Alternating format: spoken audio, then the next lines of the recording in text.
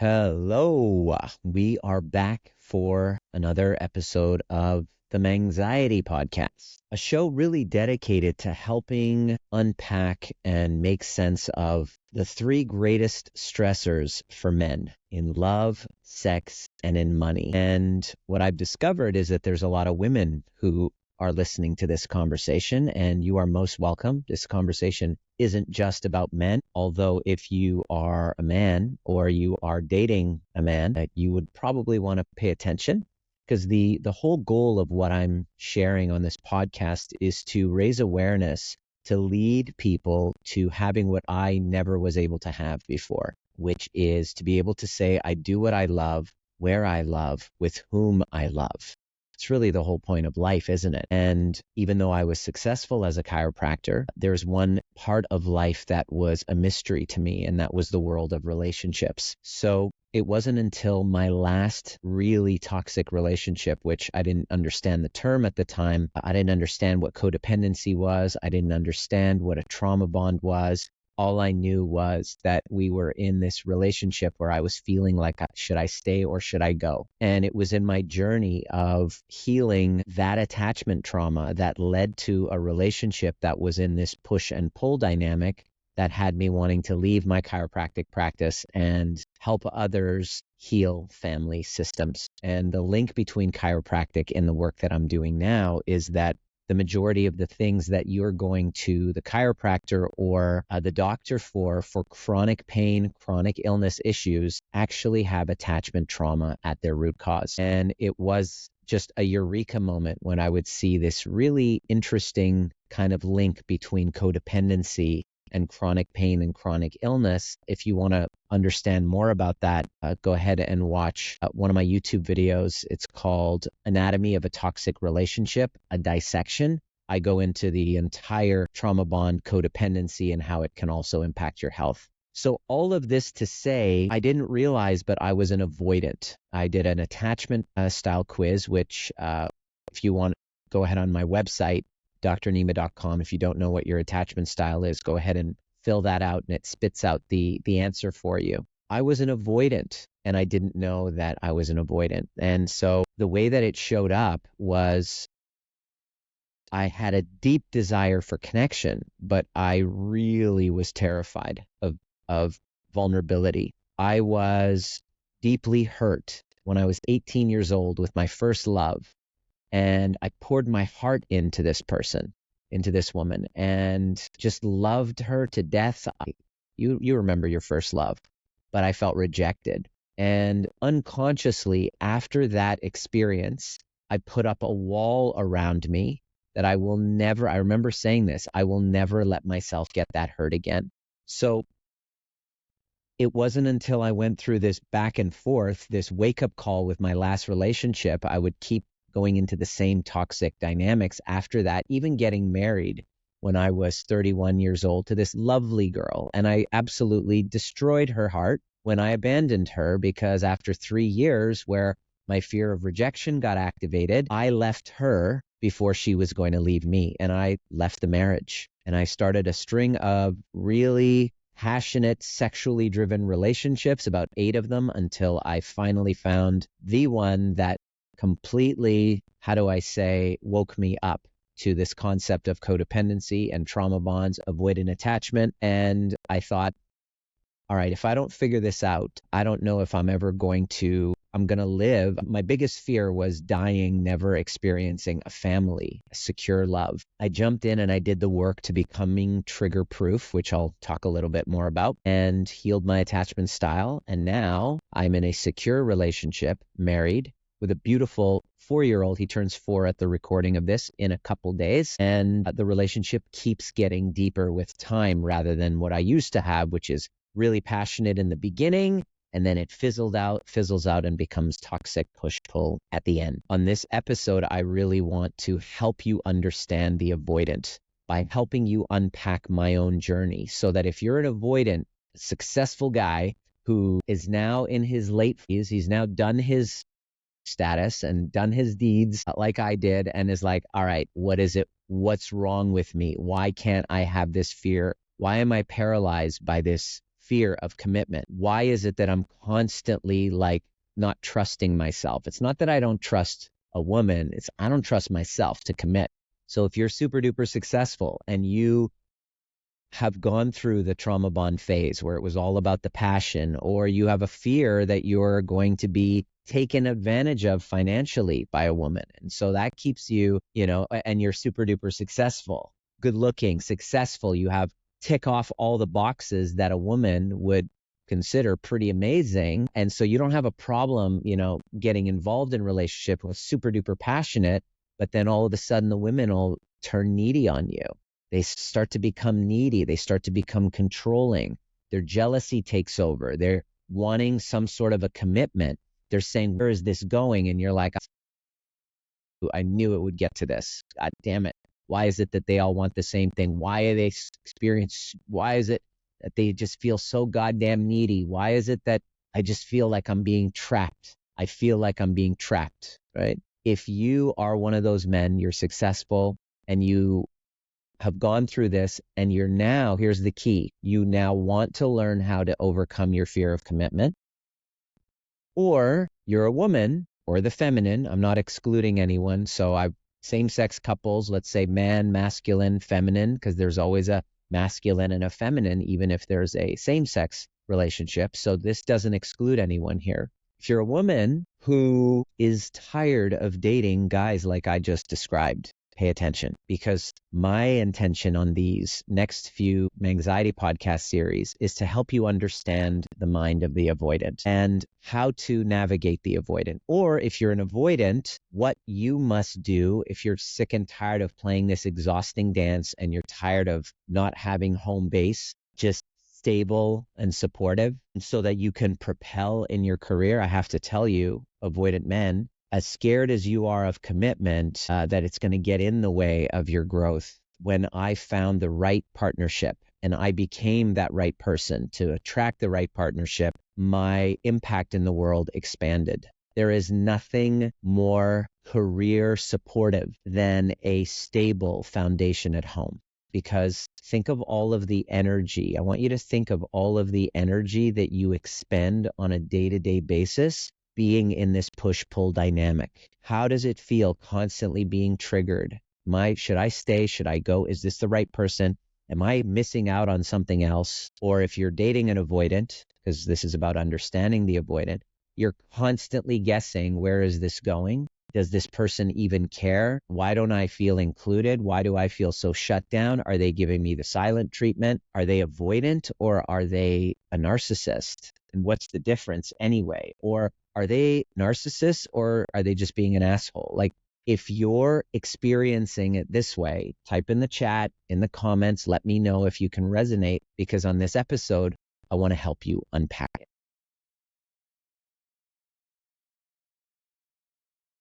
So in order for you to understand avoidance behavior, you have to really go back in history to understand where we got this pattern from. And it all begins with our relationship to our emotions. As a child, we don't know how to regulate our emotions. We have sadness, we have anger, we have disgust, we have all these big energetic waves coming through our body called emotions, energy and motion. And depending on the relationship of our caregivers with their emotions, their relationship is going to inform, their relationship with their emotions is going to inform how we as young children get dealt with. Our relationship with our caregivers depends on their relationship with their emotions, because as we get these big emotions, it dysregulates our caregivers. If it dysregulates our caregivers, if they did not do their trauma healing work, it's going to activate them and they will either deny, dismiss, abandon, or deflect our emotions. And as a child, if you had the experience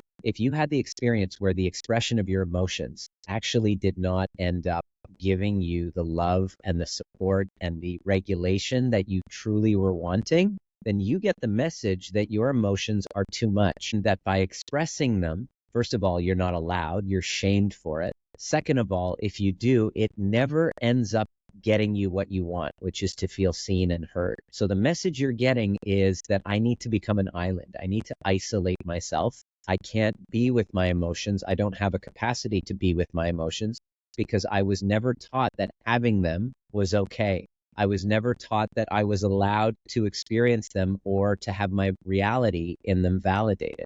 This seems, what are we talking about? Emotions? This is a big thing in relationship. It's all our relationship with our emotions or our inability to be with them that creates these unhealthy dynamics, because this term called enmeshment. Enmeshment is the porous boundary around me when I'm around you so that I can't separate my pain from your pain. And this, to be able to separate my pain from your pain, is a skill. It's a skill of becoming trigger proof. It's a skill of being body aware. It's a skill of nervous system regulation to expand capacity to be with all that energy, whether it's sadness and sometimes even if it's pleasure.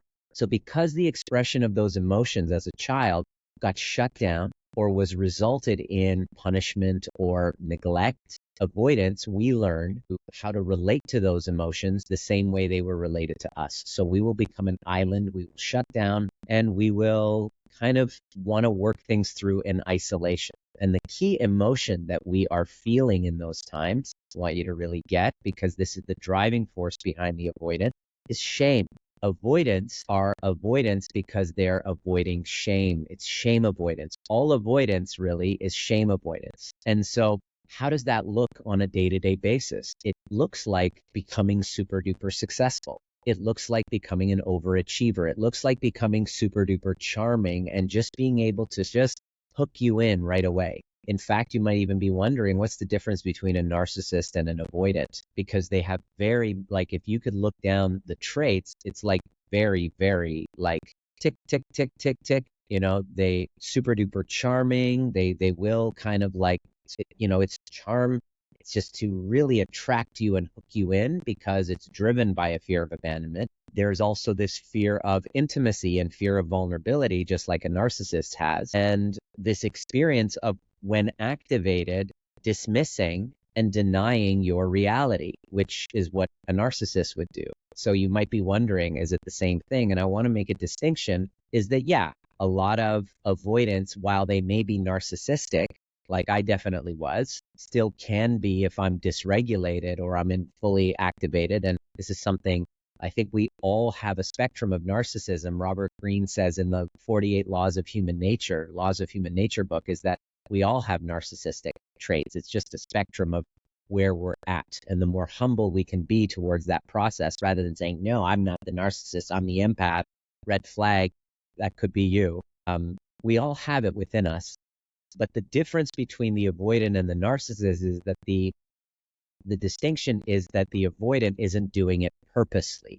It's reactive, protective. There's an ego kind of defense mechanism there. But the narcissist with NPD, the one who's deep down that spectrum of narcissistic to the NPD, they're actually doing it with intent. They're kind of like getting you to question your reality, but with intent. They're doing it to punish. They'll give you the silent treatment is to punish you, right? An avoidant will go into that avoidant dance and fault find and kind of push away and kind of feel like stonewalling, but when activated. But a narcissist will do it when there's no conflict. It's just as a means of kind of like getting control after the initial love bomb phase has been activated. And then once that love bombing phase has been activated, the attachment hooks are in, and now you are like super duper hooked in because you've now become high off of the supply. Essentially, the narcissist, the avoidant, has turned you, the anxious attached, into a narcissist looking for the next hit of dopamine / validation. Oh, you're so beautiful. You're the most amazing person. One of my students who's got anxious attachment, she was actually told me that she gets offended if her partner is messaging her and isn't love bombing. I'm like, can you see? He turned you into a narcissist. Now he's the avoidant. So the reason why I say this, and we say it jokingly, is that we all have it within us. We have an anxious attached person within us and an avoidant attached person. But those of us who identify with avoidance, and for those of you dating avoidance, I want to give you some insight as to what's happening. The difference between the anxious and the avoidant and the narcissist is that the narcissist is doing it with intent. Whereas in my case, as an avoidant, it was reactive. It was when my nervous system was dysregulated. So essentially, all avoidance, if you want to understand your avoidant a little better, or if you might be listening and you're starting to identify this super duper charming exterior to that, because we desperately need connection because we're human. But soon as we have it, all of a sudden, depending on the degree of dysregulation in our childhood and the sense of taking responsibility for our parents' emotions, maybe we were like a surrogate partner, that level of responsibility starts to kick in. So as soon as the commitment begins, responsibility starts. And that's why there is a sudden shift after the relationship happens. After you're dating an avoidant for a while, and usually around the 6-month mark or the 1 year and a half mark, when the attachment hooks are in, there is an event that happens that triggers the two of you. And all of a sudden, that love bombing, at the beginning, where they're coming after you strong and they're certain and you're the greatest thing. And oh my God, I can't live without you. You're so amazing. All of a sudden, there's what I call a depolarization of that charge of magnetism, the positive and the negative, the masculine and the feminine. Boom, there's a dysregulating thing. Now, what is it? Well, it's the moment where the fantasy dissolves. There is a fantasy, passion, desire in all avoidance where they want passion. I want a passionate love. The last gentleman that I spoke to, super duper charming, avoidant, constantly feels trapped in his relationship. But when I ask him what kind of a relationship, he goes, oh my God, I want passion. I want love. The avoidant usually craves and seeks intensity, the dopamine hit of, for me, I remember as an avoidant, the most amazing feeling was when I was dating a woman and then I knew I was about to sleep with her for the first time. Because the second that I knew that that was going to happen, all of a sudden the insecure little boy within me suddenly got validation. And as soon as I had her, soon as there was like love and she's like, I want to be with you, boom, immediately now, because of that avoidance, in that specific scenario, all of a sudden now I'm responsible, just like when I was younger. The chase is over, and now the responsibility begins. And what happens is avoidants feel engulfed by the responsibility. The responsibility, just like when we were children and we felt responsible for our mother's emotions, sisters, mothers. And now the body, there's a constriction in the body and it's not conscious. Please get this. To understand the avoidant, they're not doing it on purpose to hurt you, even though it might feel that way. You might feel victimized. How could you? He love bombed me. I'm a victim of love bombing. No, avoidants are genuine. During that phase, they're not lying to you to try to get something from you. They're overwhelmed by the emotions. They have now taken limerence and driven by the fear of abandonment. They are like, oh my gosh, this person is going to be the one that's going to make me feel all the things that I never felt in my childhood. Going to make me feel important. This one makes me feel super duper special. Like if I can get her, meaning then I will feel like I'm the man. So it becomes about the validation. And why is that? Why are you a perfect match for that type of scenario? Likely because you are looking for validation through the relationship. So the love bombing phase only works, as you feel victimized by it, only if you are really insecure. Because the more secure that, like, oh my gosh, the love bombing felt amazing initially. For women, it flips. So the men will love bomb. The women, I had a partner who would sex bomb, right? So there's a co-pedestalization happening, especially at the beginning of this really deep, powerful connection. It's like love at first sight. This is kind of like a trauma bond. This is like, oh my gosh, this person is so familiar. There's something really deeply familiar about them. It just feels like home. Familiar equals like family. Your nervous system is used to this level of wounding. It's a replay. It's called the repetition compulsion. And you don't even know it's happening. It's this pull. This is what I experienced with my last relationship. And I was being sex bombed and I had the love bombing. So we were co-pedestalizing one another. And then as soon as the responsibility came in, she was like, where is this going? All of a sudden, engulfment, my fear of engulfment, fear of responsibility. Also, the avoidant likely has had a great deal of pain in the past, right? They are avoidant because they're trying to stay safe. And it's terrifying for us to really let ourselves in. Just like when I had my first love, the pain of losing her shifted me into an avoidant. Almost all avoidants are actually anxious attachers in disguise. That's in the shadow part of them. This kind of like the hidden part deep in the psyche that we don't want to see, but it comes from a past wound. It's there, but it's stuck in our bodies. We're either suppressing them consciously. Nope, don't want to go back there. That's why, I don't want to go back there. That's why I'm only going to date a certain type of woman now, because I'm going to date somebody I'm not afraid to lose. Does that make sense? So we kind of date beneath our level on purpose because we deep down, we know I could let this one go. We don't chance it for somebody that we think is, oh my gosh, is so amazing, has all of these amazing, empowered in all these areas of life, so empowered that I'm terrified of losing her. So within every avoidant, it's important for you to know it's not only shame avoidance, but there is a anxious attached younger part that they're terrified of exposing. So the avoidance is a cover up for those parts, right? So why? Well, every avoidant I've ever spoken to is avoidant for a reason. Everyone ends up leaving me. They say things that now, like, I'm not going to let anybody hurt me the way that person hurt me. One woman who is avoidant told me, men always leave, right? So it's like, okay, well, men always leave. Another woman I met, super duper attractive boss babe, but she had probably the most masculine, like, she's a 10 physically, but then once I talk to her, all of that attractiveness literally melts into a masculine puddle. Literally, it's like talking to a guy because she's got this masculine shield.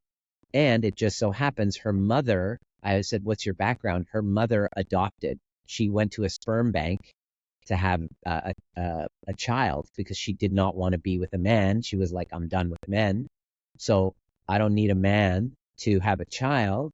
So I'm going to have a child on my own. She grows up in that environment with a mother that's like, I don't need a man. And she then discovers that, wow, I got to live like I don't need a man. And not only that, she never saw her mother vulnerable, which is the key component that I want you to really get on this training. That the first thing that I really want you to get is that we are driven by a fear of being vulnerable because we've been hurt in the past. Now, this doesn't make it right. There's a part of you listening going, why don't you freaking heal it then? Why don't you go heal it? You're probably telling your avoidant, actually, the partner that you're dating who has avoidant tendencies. You're telling you better go do your work. You better, and it's just unresolved wounding. You haven't yet learned how to become trigger proof. It's really painful. Everybody wants healthy relationships, but without really learning how to get to the root cause of this, we constantly are in this push and pull dynamic. It's exhausting because one part of us wants to get into relationship, but then this other part has the fear of engulfment, the fear of responsibility, the fear of actually going through that pain again that's not resolved. The pain of my first love, the pain of my ex that stole all my money, or that asshole narcissist who all men are pigs or whatever. Boom, now your avoidant parts are fully online, holding on to a lot of pain. And what I want you to know, if you're dating somebody like I was, is that it's not your job to fix them. Those are the women that reach out to me that say, my partner's an avoidant. He's a DA. My DA this. Stop saying that. Stop labeling people. Even I label them now in my kind of free content that's out there And when I start to talk to people who are truly committed to healing, the first thing that we do is we say, all right, I use that lingo in order to help people understand, because that's what they're researching. To heal it, we have to come through these doors and now live in a world where we stop labeling people and stop creating separation and start learning how to see the other person within us, starting to see where how are they a reflection of parts of myself that I don't love? Because guess what? If you're an avoidant and you constantly hear and you're saying, you're like, God, she's so sensitive. She's so this, she's so that. They're so sensitive and so needy and so, guess what? There's a sensitive and needy part of you as that identified avoidant. I'll use the lingo right now so that you understand it, who wasn't allowed to be needy, who wasn't allowed to express their needs, who wasn't allowed to have their emotions held, validated, understood. So when you see somebody exhibiting those same behaviors that you have, that you weren't allowed to express, you now point the finger and go, God, you get very triggered by those people that reflect parts of you that weren't readily receiving love. Now, I understand this might be a little advanced. Fill in the chat box or send me an email. Tell me if any of this is going way over your head. Rewind it a little bit. If this is your first time hearing, you've done all the secure attachment stuff, you've done the DeMartini work, you've done the Byron Katie, you've done the frickin' work. You've read about attachment styles. You've got the book Secure Attached. You've done my attachment style quiz. If you haven't, make sure you do it. It's on my website. You've learned about it. You get it. You're able to see those patterns, but you are really done with this push-pull dance. You keep repeating this push-pull dance, and you're done with that. I want you to know that help is available, that it's not your fault. If you're in your 50s and you're like, holy shit, like something is missing. I've done all of the work.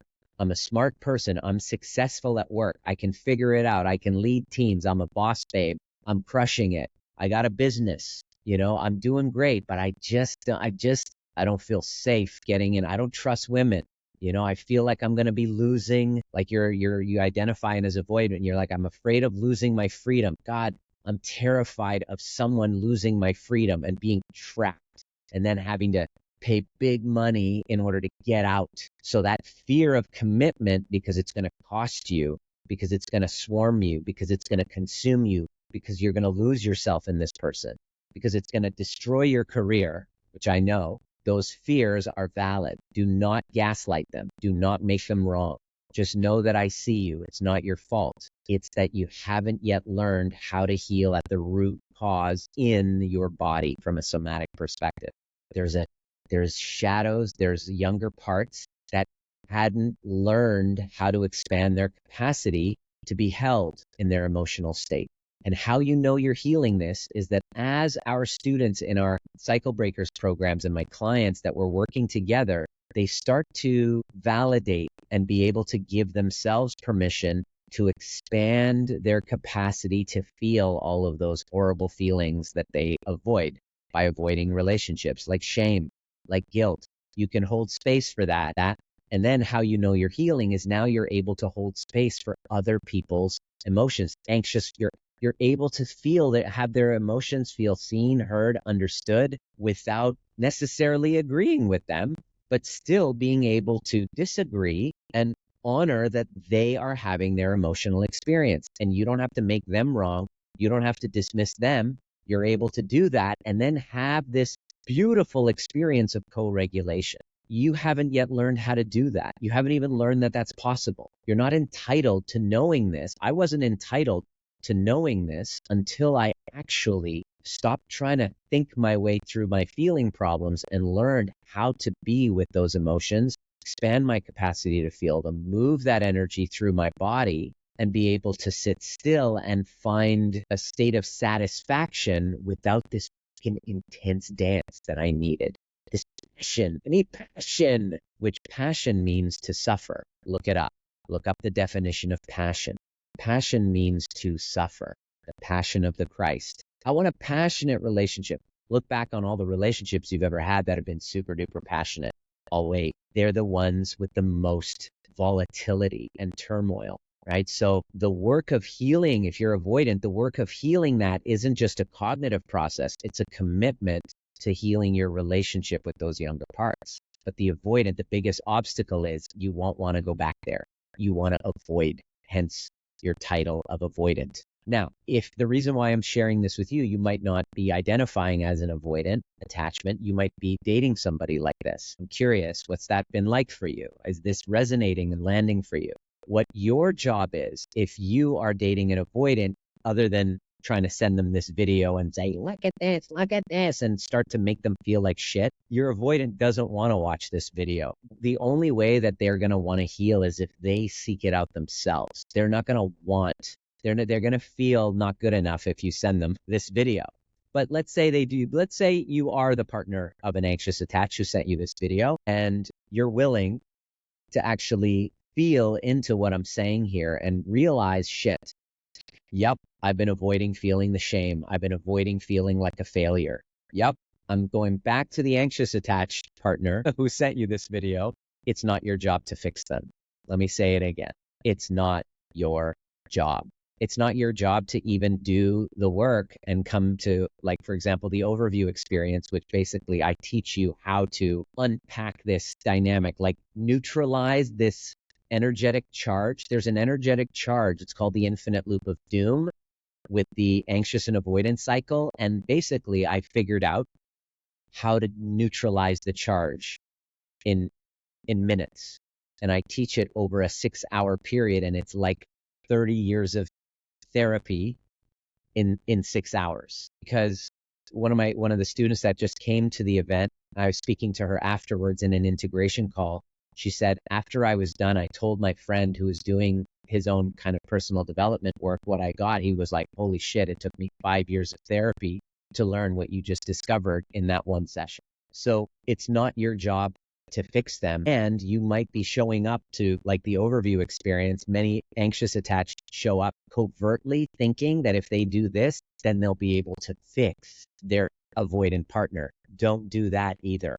The only way to break this cycle is to do what you're terrified of doing, which is to stop pointing the finger and basically stop pointing, like put down the magnifying glass that you're using to diagnose your narcissist or dismissive avoidant, your DA. Just put that fucking thing down and pick up a mirror instead and go, all right, how can I become the type of person that is no longer willing to tolerate somebody who isn't going to treat me with absolute respect, with care, with devotion, and choosing me? Because unless you're willing to become that person, it is narcissistic of you to expect that the other person is supposed to do their inner work so that you don't have to feel your insecurity. It's just not going to work, my friend. That's why I love talking to cyclebreakers, because they're the ones that are like, all right, fuck this. I'm done playing the victim. It feels like shit to constantly, this isn't to victim blame, by the way. This is to say, I feel like it. I feel hurt. I feel gaslit. I feel like disrespected, and that sucks. And I'm tired of staying in a situation where I'm constantly feeling that way. And I'm willing to look at my part of how I got here, not to blame myself, because it's not my fault, but it's my responsibility to become the type of person that doesn't need to chase anymore, that actually owns my self-worth and is willing to walk away lovingly, not screw you, how dare you? No, but with love, right? So those are the ones that completely shift the dynamic. Like one of my clients, Curtis, who was constantly successful guy, he had a fashion design company, constantly in one relationship after another. And he was the anxious attached, constantly attracting avoidance, who would friend zone him, even though he's a good looking guy. Turns out he had an unresolved attachment, decided, I am going to freaking take responsibility. I'm done feeling like a victim at the helm of my abandonment wounds. And within 8 weeks, he met his person. He's in love, and they are now like, and he's like, oh my God, he just texted me. Like, I just met the woman of my dreams. We just made love this morning, and I just met the woman of my dreams, and I couldn't thank you.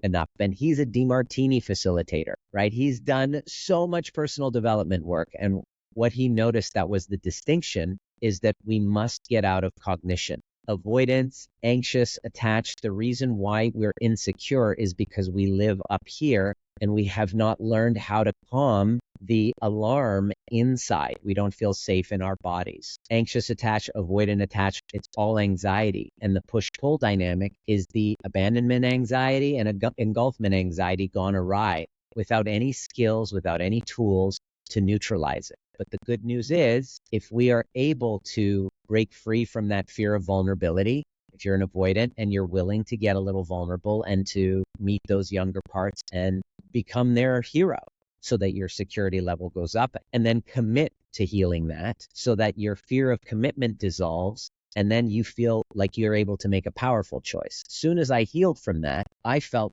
confident in myself to marry somebody. After being divorced and feeling like I got raked over the coals, feeling like I was used and manipulated and sex bombed, and then basically legally and financially abused, I thought that guy will never. I was like, forget it. After going through a divorce and a relationship like that with somebody who was basically trying to destroy my reputation, completely did a flip on me. How do I ever trust love again? Avoidants don't trust love, but I was committed. I had to commit to something because I was never going to commit to a woman until I committed to myself. I found the right guidance. I learned how to become trigger proof. I learned how to take my activations and stretch that time between stimulus and response so that I can respond from a new identity. I had to become somebody else. In order for you to learn how to become from anxious to secure, from avoidant to secure, you must learn how to become and behave as a secure person would, which means to set boundaries, to invest in yourself, to be willing to say no to other things and yes to you, to ask for help. Secure people ask for help. The avoidant says, I'm going to do it by myself. The anxious becomes codependent on their caregivers, and you can possibly be in with the same therapist twice a week for like 5 years and get nowhere, which is what's happening with a lot of people. It's why the cyclebreakers and the ones who attend the overview experience are the ones that say, damn it, I am not going to just vent my story, pointing to my DA, pointing to the narcissist, being in these hot air conversations that just play the victim and it's them, magnifying glass, endlessly scrolling through social media about narcissists, about being abused, about all this stuff, about how life is so difficult for you. Your future pretty much is locked into that identity as a survivor. You're locked into that identity. And as that identity, there is no other possibility in that identity. I had to go from anxious, to go from avoidant to secure. I had to become a secure person. I had to become somebody else. I don't recognize myself now compared to the guy that was in that last relationship. This type of person would have been able to spot that red flag. Okay, it was like, yeah, I'm a sex worker. I'm a madam running a sex working gigs, right? I basically, under the guise of protecting women, I capitalize on women's bodies and I'd like to partner with you. Okay, as long as the sex is good and you're giving me my narcissistic supply, sex, services, helping me get my narcissistic supply, I was that person, right? But I was avoidant. I wasn't committing. But then it would be this push-pull dynamic. That's who I was. I had to learn how to become somebody else. I left my chiropractic practice. I started studying somatic experiencing. I started learning how to get out of my head and get into my body, how to take that pause to go from activation and become trigger proof. And now I love teaching this because when you learn this, you heal family systems. This push-pull dynamic that you have in your household isn't healthy for the children. Passing those codependent dynamics onto the kids, and home doesn't feel like a sanctuary. And I just want you to know you're not too sensitive. You're not overwhelming. You're not too needy. You just haven't learned how to heal your attachment trauma. You haven't learned how to become trigger proof. And you can learn. I'm committed to helping heal families. And this community is all about giving, my gift, which is all of my years, 33 years This work lives in my bones. The 33 years of, being a chiropractor for 20 years, and then the 10 years of personal development and schooling to get into chiropractic, and then all of the schooling and the personal growth to learn this. It took me 30 years. And so that's why the overview experience is like 30 years of therapy in one 6-hour Zoom call, which is lots of breaks, lots of movement around that passes by really quick. And it's a cognitive and a somatic exploration into the root cause of the energetics of the anxious avoidance cycle, so that you can actually break that cycle, heal what this is really about, become more emotionally mature and secure. So this understanding the avoidant is kind of my exploration in understanding myself, and then sharing with you what I discovered in healing it, so that if you're avoidant and you're ready to learn how to become somebody who feels safe and confident in committing to the right person, so you're attracting the right person, you're able to navigate conflict without dismissing anyone, or you are an anxious attached person who is dating or married to somebody exactly like me, I just want you to know I want to hear from you. I'm listening. What has resonated in this conversation? Send me an email back, DM, whatever channel. Easy to, if you're not on my email list, grab the attachment style survey so you're on my email list. Just send me a hit reply. Right now I'm at the stage where I'm listening, because I'm hearing where your challenges are, and that's informing the content that I'm creating, because I want to deliver content that illuminates, that helps you feel understood, that helps dissolve the shame, and then changes the conversation to going, all right, what the do we actually do? I want to talk to those who are actually wanting to do something about it, and you've tried the therapies and the personal development and the Joe Dispenzas and the DeMartinis and the polarity. You've even studied polarity, which is great. Awesome. You've done the polarized communication, masculine, feminine, but you're still feeling this enmeshment pattern, this lack of separation, not knowing how to boundary yourself in an elegant way, right? So I want to hear from you. Send me a DM, give me your backstory. And I'm offering this week a few slots to those who are successful in business, but avoidant attachment, and are really wanting to see what their blind spots are and get an honest feedback as I listen to your story. I'll tell it to you straight if you can handle the truth. And give me your backstory on that hit reply. Don't just say, send me your calendar link. Give me your backstory, what you've invested in, what you've tried, and what is it that you are wanting? Where do you think your issues come from? And then if I feel inspired to kind of hop on and kind of jam a little bit with you, and I have the space in my schedule in between clients and group trainings with my cyclebreakers, I'll give you that input. If you have children, if you have a community, if you run businesses and you're leading an empire, and it's a high stakes scenario where, this isn't just small potatoes. You learning this skill is really important to the well-being of your company, your community, your family. If this is important, I want to hear why. Give me the backstory. I'd love to hear it. And if I see something and I hear something in your backstory that's a little bit of a red flag, tell me if you're open to me letting you know, if you're willing. I have no skin in the game. I just want to talk to people who, are willing to take, their egos are soft enough that they're willing to handle some critical feedback in service of your growth. That you have to have, your growth has to be the most important thing. Let me know what you discovered on this. What was your biggest takeaway? What questions do you have? And we'll see you at the next perfect time.